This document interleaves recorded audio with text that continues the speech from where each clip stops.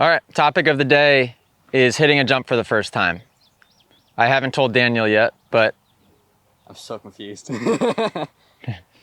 there's one jump on Daniel's track that he refuses to do. Please.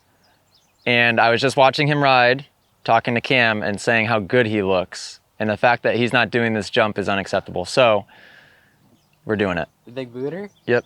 Oh. There's a few key things to keep in mind when hitting a jump for the first time. First of all is come up with a game plan and strategize. Obviously you want to try to clear something perfect first time you hit it, but you need to account for whether it's safer to go a little long or maybe a little short on that given jump. So Cam, on this jump, how far is that jump first of all? 110, I think. What did I say? You said Cam. I said Cam? Yeah, you go, hey Cam. So Daniel, how far is that jump first of all? Like 110 feet. Okay, 110 feet. We'll consider it a tabletop, but it's kind of a step down. Would you, for your first time, do you think you're going to want to go long or go a little short? If I go long, I'm dead. Okay, why are you dead? Because there's like no way to like run off the track. So this jump in particular, and we'll show you in the video, doesn't have much runoff. It immediately goes into a right-hand turn, and if you miss the right-hand turn, you drop down just a little bit of a cliff. And then once you drop down the cliff, you sort of end up in a fence. So this is part of the reason he hasn't done it yet, is because there isn't that much room for error. So with that being said, you would try to go a little short? Yeah, I mean, I would rather clear it perfect first, but. Okay, if you go short in this jump, it is a tabletop, but it's, first of all, it shoots you up pretty high and it's pretty long. So if you case it, it's going to hurt a little bit, but it's not the end of the world. So Daniel, you've seen me hit it a million times. He knows what gear to hit it in, which first of all, this is a big step. You need to come up with a game plan. So that means what gear, how you're going to approach it.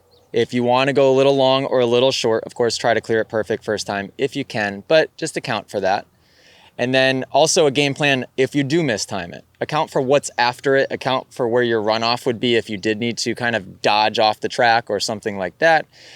Come up with a game plan on if you do case it, how do you want the pitch of the bike to be?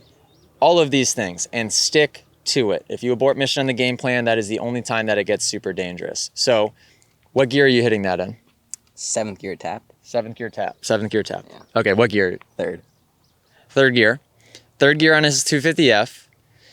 He's heard and seen me do it a million times. He can hear the RPMs that I'm hitting it with in third gear, so that shouldn't be an issue. Now, if you come up short, what would be your strategy? How would you, show me with both hands the pitch of the landing and then the pitch of where you would want the bike to land? Landing, bike landing, casing it. Say it one more time. Show me one more time. If it's landings like that, Yep. Case it pretty much even with the landing. That is a huge thing. So if you're going to case a jump, you need to make sure that you are matching the bike with the pitch of the landing, especially in this jump in particular. If he lofts the front end, what's going to happen is it's going to give him a little bit of a compression and rebound with the rear. You wouldn't get kicked over the bars, but he'd get kicked just enough to where he couldn't get stopped in time, and then he would shoot off the track. If he taps the rear brake, if he's going to case it and lands front tire first, yeah, it's going to hurt a little bit, but it would stick the bike to the ground and he'd still be able to get stopped for the corner. So we're gonna have Daniel hit this for the first time. You guys will see his process in doing so. I think this will be super valuable for you.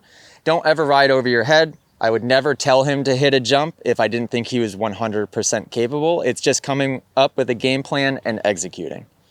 Now, Daniel has clearly, how many laps have you done in this track? Thousands. Thousands? Thousands. Thousands. So he's overshot my 4-lap limit. So I usually have a rule, and that rule is if you're going to hit a jump, this is the game plan you stick to. Lap 1 is your sight lap. Figure out the lay of the land, figure out a game plan of, okay, this jump's doable, this jump is out of the question. Know what you're going to do. Lap 2, maybe half jump it, really get a feel of, okay, I know exactly what gear I'm going to be hitting that jump in, and I know roughly how fast to go, and I know that I'm going to be committing to it. By lap 3, you should hit pretty much all of the jumps on the track. There might be 1 or 2 left over. The 1 or 2 that are left over, you better be hitting on lap 4, because think about how many laps you have in practice at a race. How many? 3? 2. 4? 2 sometimes. You don't have that much time to figure a track out. And also any more than 4 laps, like 1,000 laps, that jump is just going to get scarier and scarier in your head. And what ultimately is going to happen is it will cause hesitation when you hit it for the first time, which again is really the most dangerous part about hitting a jump. So recognize what's within your capability, skill level wise. Don't ever ride reckless. And then come up with a game plan and commit and execute. So he's overshot that by a little bit, but we're going to get him over it today. So we're just talking about his runoff, just in case, right? So I did this one time on his bike, I think is 125. I jumped that, I cased it, I got squirrely, and I didn't know what was over here. So when I got to the tall grass, I kind of panicked and I just pinned it and hoped for the best. And thankfully I was fine, but it's super smooth and then it just drops down. So as long as you just roll off, you're fine. Attempt one, he's gonna 3/4 jump it because it's gonna maybe hurt a little bit, but he's good enough to be able to land nice and level, front tire first. 3/4, and then second one, you got it. And this track's gonna be a lot more fun when you can piece all this together. All right, now you know. All right, just recognize that you don't have to go that much faster. Okay, yep. You need 7 more feet. That's it, so just execute, you got it.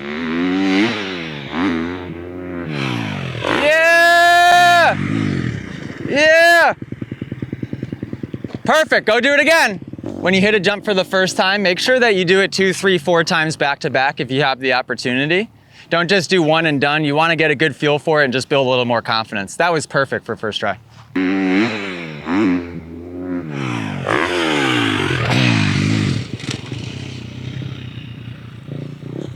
That was first time ever doing it, right? Yeah. That was awesome. All right, guys, there you have it. Hitting a jump for the first time after 1,000 laps. Finally got him over it. If you guys like instructional videos like this one specifically, what we've done is we have officially built out the Moto Academy training course. There's 5 categories: first time, beginner, intermediate, advanced, and pro. And there's endless videos in each of those categories for you guys to click into and watch, anywhere from 30-second clips to 10-minute clips on every category of riding a dirt bike that you can possibly imagine. The pro category includes specifics like how to put up an Instagram post for a sponsor and how to properly breathe on a Supercross track. The intermediate category includes doing jumps for the first time and coming up with game plans for races and so much more. So subscribe to the Moto Academy.